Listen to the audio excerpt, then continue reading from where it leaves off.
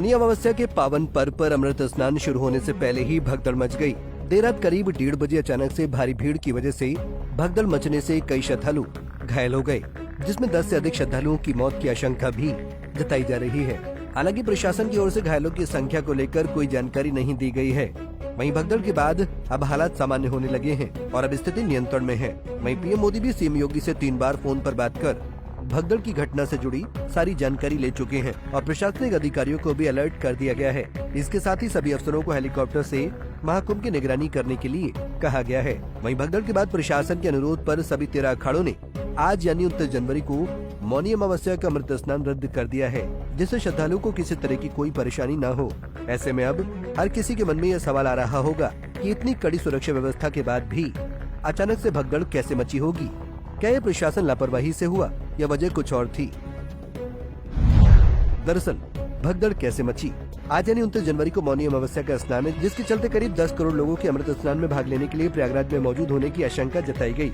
ऐसे में महाकुंभ में त्रिवेणी संगम पर स्नान के लिए रात से ही श्रद्धालुओं की भीड़ का हुजूम इकट्ठा हो गया, जिससे चलने में लोगों को काफी परेशानी आने लगी। जिसके बाद देर रात करीब 1:30 बजे जब श्रद्धालु मेले में पैदल चल रहे थे तो अचानक से संगम नोज पर एक बैरियर टूट गया, जिसके बाद भारी संख्या में श्रद्धालुओं के उमड़ने से संगम घाट पर भगदड़ जैसे हालात बन गए और फिर भगदड़ मच गई। वहीं इसके पीछे एक कारण और भी सामने आ रहा है। महाकुंभ मेला क्षेत्र में इतनी भीड़ थी कि कुछ महिलाओं का दम घुटने लगा, जिसके बाद वे एक दूसरे पर गिरने लगी और फिर इसी वजह से बैरिकेडिंग टूटी और देखते ही देखते भगदड़ मच गई।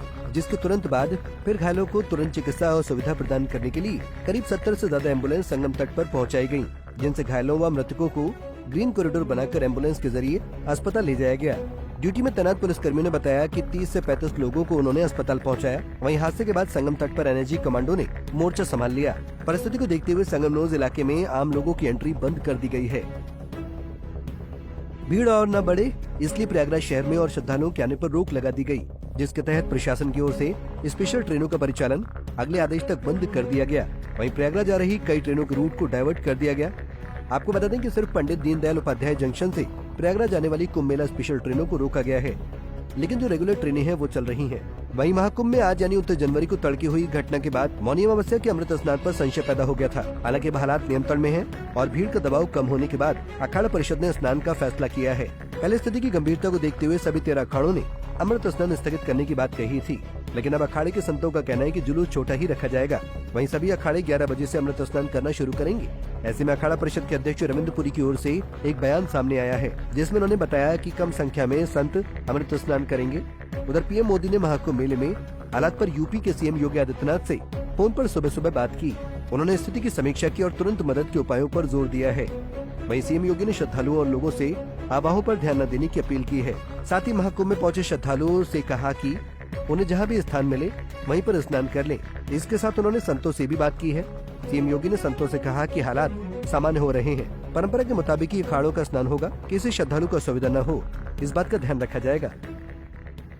श्रद्धालु जन जो भी आए हैं वे स्नान कर सकें, इसके लिए यहाँ पे उच्च स्तरीय बैठक भी चल रही है, जिसमें मुख्य सचिव भी हैं, डीजीपी हैं, प्रमुख सचिव गृह हैं, मुख्यमंत्री कार्यालय के अपर मुख्य सचिव के साथ साथ एडीजी लॉ एंड ऑर्डर के साथ साथ अन्य वरिष्ठ अधिकारीगण मौजूद हैं।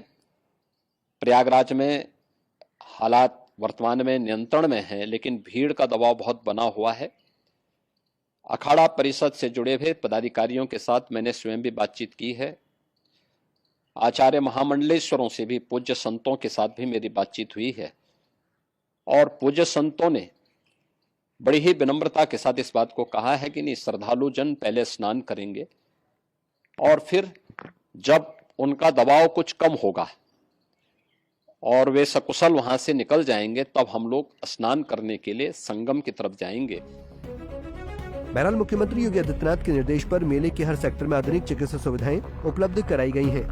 महाकुंभ नगर में 300 विशेषज्ञ डॉक्टर सुपर स्पेशलिटी अस्पताल में तैनात किए गए हैं। ये किसी भी आपात स्थिति से निपटने के लिए तैयार हैं। वहीं अब तक 2 लाख से अधिक मरीज यहाँ के केंद्रीय समेत अन्य अस्पतालों में ओपीडी सेवाओं का लाभ उठा चुके हैं। फिलहाल अब स्थिति नियंत्रण में है। परिस्थितियों का जायजा लेने के लिए प्रशासन उनकी सेवा के लिए लगा हुआ है। वहीं केंद्र और राज्य सरकार भी सहयोग कर रही है। Bureau report, Punjab Kesari TV. हमसे जुड़े रहने के लिए हमारे YouTube चैनल को सब्सक्राइब करें और नई वीडियो की नोटिफिकेशन के लिए बेल आइकॉन को दबाएं।